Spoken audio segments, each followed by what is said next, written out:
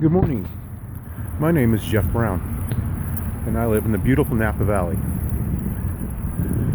About a year and a half, 2 years ago, I got back on my bike as a method of keeping my sanity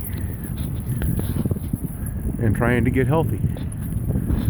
You see, I was an overweight truck driver by trade, and I am now a full-time care provider for my 90-year-old mom who has dementia.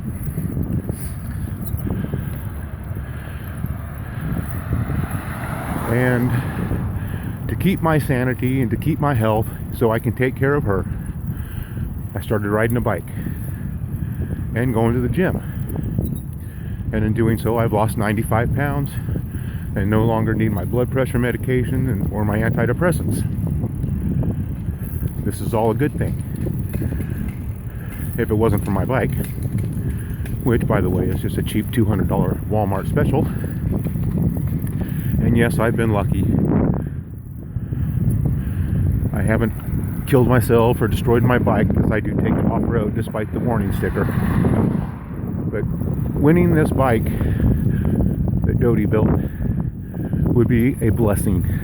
It would get me off of the vine trails here in Napa Valley and actually onto some dirt trails. And would keep my sanity while taking care of my mom.